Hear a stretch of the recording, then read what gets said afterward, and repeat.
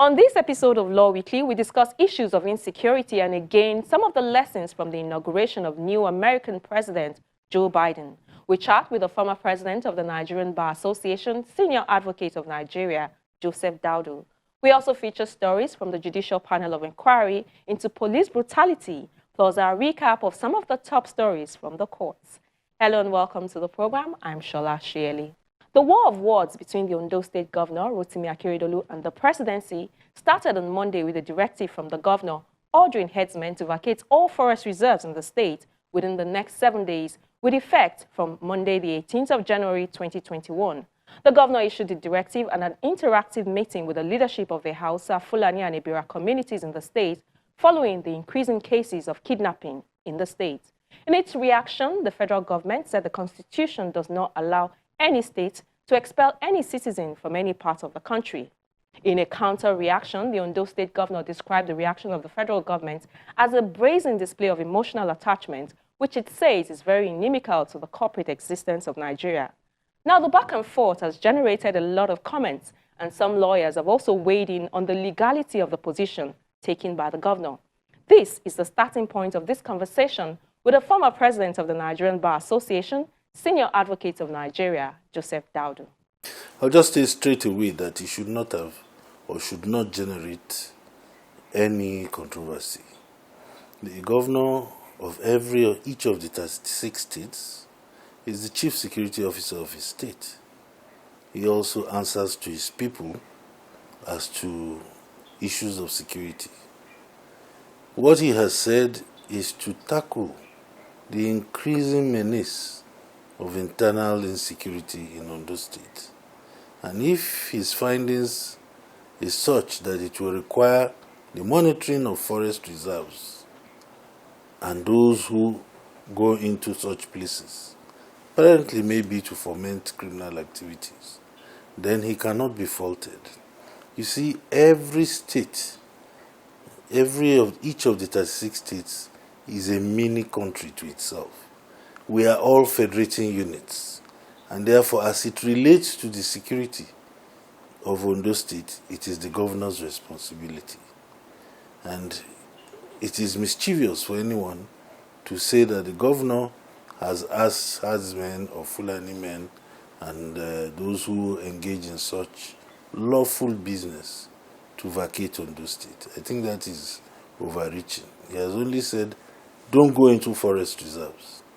And forest reserves are designated areas which is for the government to plan as it desires.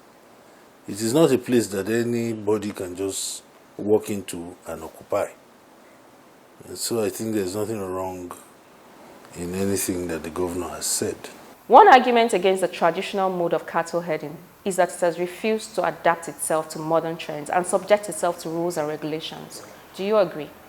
I do, because I think there is more than meets the eye. The herdsmen palaver under the guise of cattle droving is being used to amplify the ambitions of a few people in Nigeria. I do not think that that is right. I think that it is only fair that if you want to engage in a business, you engage in it just like everybody engages in that business. Cattle business is a profitable business. Next to oil, there is no business as lucrative as the business of engaging in beef and dairy products. Now, since it is a business, the factors of production come in. Elementary economics. Land is one of the vital factors of production. Now, this is what federal government is saying. Oh, because these people are our kinsmen, they can walk into any land in this country, and because everybody likes to eat meat, and stay on your land free. No. Go and lease the land, pay for it, or buy it, or do anything you want to do. Pay the local communities. Everybody is looking for money. Then ranch your cattle in there. Then buy another piece of land and plant food for the cows so that you bring it to your ranch and feed them.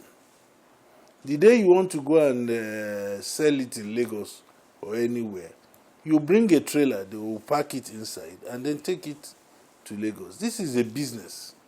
Doesn't concern federal government as to how the Fulani man does his business. I'm even surprised that other people have not gone into the cattle business, set up their ranches, and then make this troublesome type of doing business irrelevant. But it's simple business. Lease land, buy land. Nobody will come and tell you that you are disturbing them. But you want to take somebody's land free? It's not done like that. Starting from the uppermost tip of the northwest to the southernmost tip of the south-south, you hear reports of at least 10, 20, 30, 40, 50 people needlessly massacred and murdered by one armed gang or the other. Why do we have the questions we should be interrogating? Is that why is there such little regard to human lives in Nigeria? What is propelling this?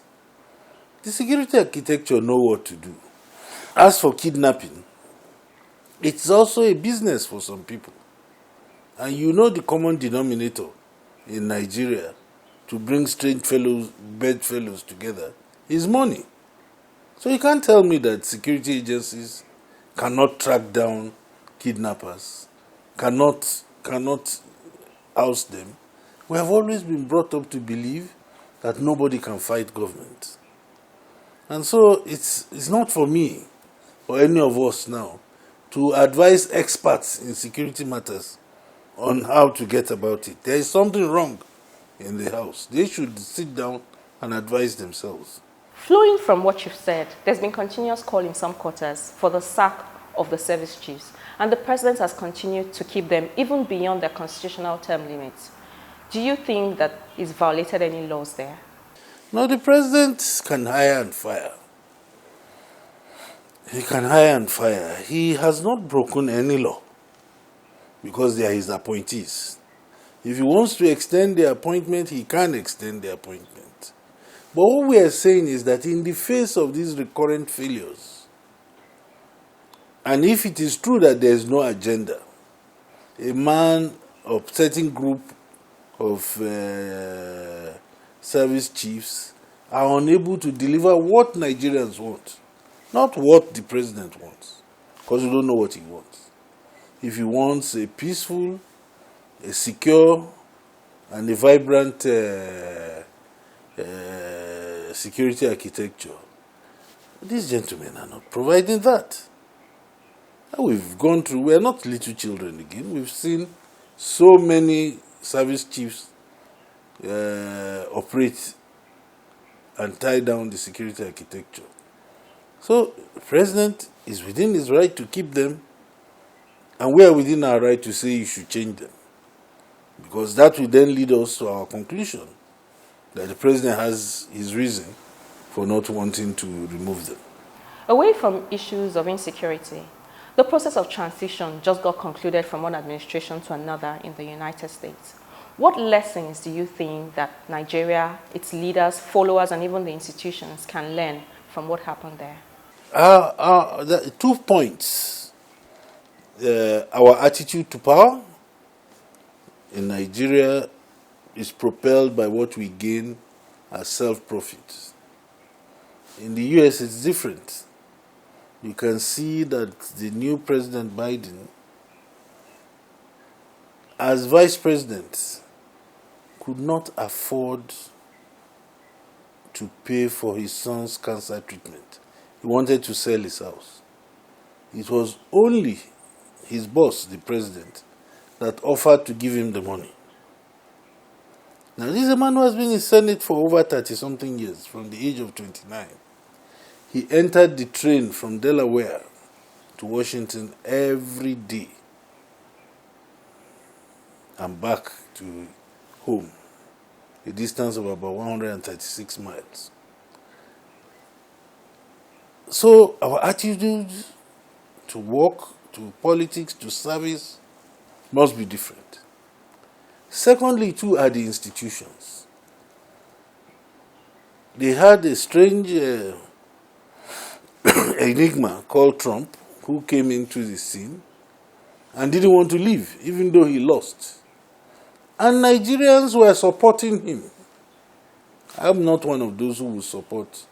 That is why in Nigeria it is easy for people to come, because they were looking at the whole US scenario with the Nigerian approach. That if you have a strong man, he can do and undo. He hoodwinked all of them. So they had strong institutions and they had people with the right attitude. We don't have both. We have no business practicing democracy because it requires a strong attitudinal approach to the issues of rule of law, due process, and all the ingredients of democracy. It also has a need for existing institutions to be strengthened. So we don't have any of those. So it's like comparing apples and oranges. Any lessons for our courts and judicial reforms? The lesson the courts can learn is that justice is transparent. It was clear to everybody that Biden won fair and square, and that Trump was trying to choose which elections to denounce where it favored him. He didn't allege rigging. Where it didn't favor him, he alleged that it was rigged. Within the same election parameter. So they told him, oh boy, this thing is not done like that. And those people said, look, we have to place our nation ahead of petty political considerations. And they gave their judgments. The question me and you will have to consider is whether if it happens in Nigeria, our courts will have the backbone or the spine to stand in favor of what is just and what is right. Honestly, I cannot beat my chest today and say that we will have the same result. Because in this country, they may be motivated or swayed to do the wrong thing by two factors: ethnicity and financial. Speaking about judicial reforms, the call for reforms continues to get louder and louder. Why do you think that stakeholders in the justice sector have refused to come together to agree on the needed reforms and implement them? Yes, for the same reason of our approach to truth, justice, and what is fair and equitable. In this country, people tend to speak when they want to please X, Y, or Z. There is no conscience, in these matters. So there is a lack of consensus because people are thinking, I'm from the South-South, I'm from the Southwest, I'm from the Northeast, I'm from North Central, I'm from Northwest, I'm from East. Now, what we should be thinking is, what is in the overall interest of Nigeria? And how can we define and determine who or what is a Nigerian? I think that unless we get that right, we can never agree on anything. I listened to the arguments on this Akeredolu issue on most of the channels today. And unfortunately, people took position as it relates to the ethnic groups. People who know the truth. Out of the 5 steps taken by the governor of Ondo State, nobody found anything wrong in the 4. That is, no night grazing, no underage grazing, no grazing on the highways and in street capitals. Nobody found anything wrong. And in any case, you can't find anything wrong in those ones. Because there is a saying in Hausa, Labi, Baya Bingari. Labi is a cattle path. That means it does not pass in between the town from colonial times. The president knows it. Garba Shehu knows that. Everybody knows that you can't take your cows and pass through Maitama, Sokoro, Apo. Where are you going to? Because Labi via Bingadi. It goes round the cattle path so that it doesn't disturb people. And people don't disturb it. It avoids farms and everything. So people don't give answers to these issues on the basis of their conscience, but on the basis of what they're interested in. Until we stop there, my brother, we're not going anywhere. Welcome back. Let's turn our attention now to some interesting developments from the Lagos Judicial Panel on restitution for victims of SARS. On Wednesday, January 20th, the panel dismissed a move aimed at limiting a petitioner from testifying before it on account of his dressing. The petitioner, who was smartly dressed in his official uniform, had told the panel at a previous sitting that he works with the Nigerian Agricultural Quarantine Services under the Ministry of Agriculture. He had also narrated how he was stopped at a police checkpoint in the Igodo area and wrongly accused of being a hit-and-run driver. He detailed how he was illegally detained and extorted by some officers of the police force, even though there was no clear evidence against him. As he made to continue his testimony, he was confronted with a letter from his organization objecting to him appearing in his uniform, especially since the issue was a personal one. I chose to be on uniform because Nigerian police don't have respect for anybody when they want to do. My Lord, I vehemently take exception to the choice of language of this petitioner. Please conduct your case and stop insulting the agency and the law.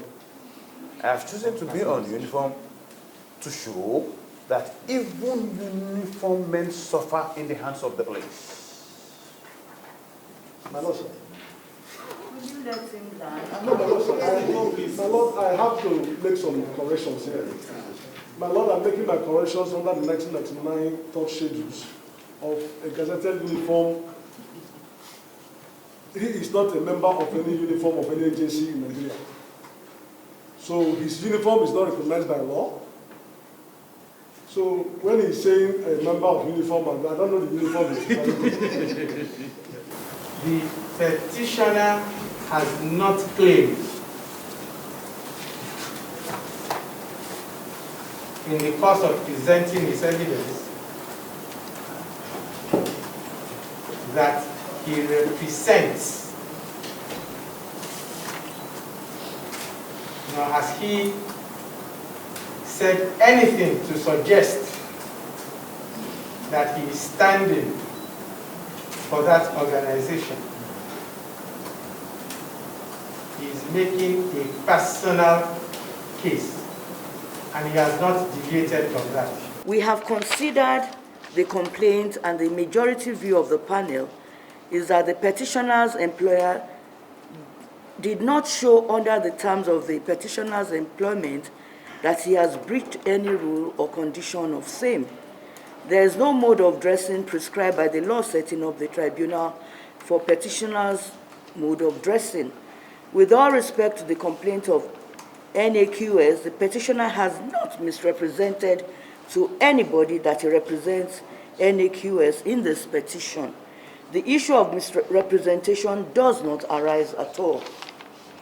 In the absence of any statutory provision brought to the attention of the panel which precludes an officer from wearing his uniform during his hours of work but to attend to a personal matter he has before a court or panel, we find it difficult to deny the petitioner a right of hearing today.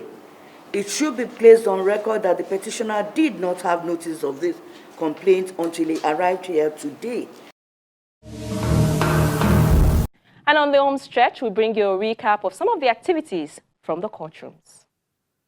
We begin with the report that the sittings of the Edo State Judicial Panel of Inquiry has been extended by 6 weeks. The panel, which had a lifespan of 90 days, was supposed to end its sittings on the 25th of January. The panel chairman, Justice Ada Ehigiamuso, however, said that the state government, acting on the request of the panel, has extended the sittings to ensure that all pending matters are duly heard with justice served to all. She said a total of 164 petitions were received, 78 have been fully concluded, 9 have been struck out, and about 30 are ready for review, leaving the panel with about 50 matters to be attended to. The chairman of the panel also urged the general public to help with the current address of the former DPO of Ogida Police Station, Karo Afehi, whose name has appeared before the panel a number of times for alleged extrajudicial killings. Away from the judicial panel, the Edo Governorship Election Petition Tribunal has admitted the original Classical Studies Bachelor of Arts degree certificate issued by the University of Ibadan to Governor Obaseki in 1979. The certificate was tendered through a subpoenaed witness, Mr. Abayomi Samuel Ajayi, the Deputy Registrar Legal of the university, who confirmed that he had testified about the original certificate, had come in contact with it and could identify it. The counsel for the petitioner, however, objected to its admissibility, reserving his reasons till the final written address. The petitioner, Tracy Ebun Agol, the candidate of the New Nigeria People's Party in the Edo governorship election, is challenging the return of Governor Obaseki in the last election by the Independent National Electoral Commission. In Abuja, a federal high court sitting has adjourned to the 1st of February 2021 hearing of the bail application filed by the former chairman of the defunct Pension Reform Task Team, Mr. Abdulrasheed Maina. The trial judge, Justice Okonabang, who adjourned the bail hearing at the last sitting of the court on Wednesday, January 20, had said it was not convenient for the court to hear the bail application that day. On the 24th of December 2020, Mr. Maina had filed a bail application predicated on the grounds of deteriorating health which requires urgent medical attention.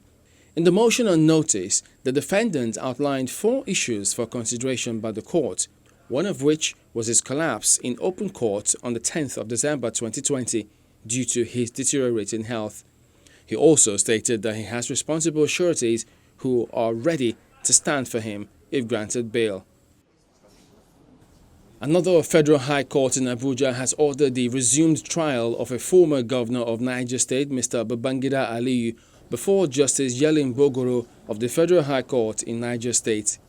The former governor and Mr. Umar Nasco, his ex-chief of staff, were arraigned in 2017 by the Economic and Financial Crimes Commission (EFCC) before Justice Nnamdi Dingba of the Federal High Court Abuja for allegedly diverting 1.9 billion ecological fund which the state received from the federal government in 2014. The case was, however, transferred to Justice Bogoro after the defendant made an application insisting that the case be transferred to Niger State where the offences were allegedly committed. Following the petition by the EFCC, the then Chief Judge of the Federal High Court, Justice Abdul Kafarati, withdrew the case file from Justice Bogoro and reassigned it to Justice Aliyu Bapa. Aggrieved by the transfer of his case, the former governor filed a suit before Justice Iyan Ekwo of the Federal High Court Abuja, challenging the decision of the then Chief Judge. In his judgment, Justice Ekwo held that the former Chief Judge breached Section 98 subsection 2 of the Administration of Criminal Justice Act ACJA 2015 when he reassigned the case file to a new judge for a fresh trial after the EFCC had called 10 witnesses in the matter and tendered several exhibits in evidence. Justice Ekwo further directed the Chief Judge of the Federal High Court to recall the case file from Justice Bapa and remit same to Justice Bogoro to continue and conclude the case, having taken the evidence of 10 prosecution witnesses. And we round off with the report that hearing has commenced at the Uyo Magistrate Court, Akwa Ibom, in the case of alleged sexual abuse and negligence instituted by the parents of Don Davis Achibong, an 11-year-old student of Deeper Life High School, Uyo campus, against the school principal, some staff, and 2 students. 7 accused persons are facing a 4-count charge bordering on sexual molestation, maltreatment, starvation, and negligence. Because the case involves a minor, trial was held behind closed doors. The media barred from observing the proceedings. Further proceedings have been adjourned to 10th February 2021. And that's our program this week. Don't forget that you can find these and past episodes of the program on our YouTube page. I'm Shola Shirley. Thank you for watching and see you next week.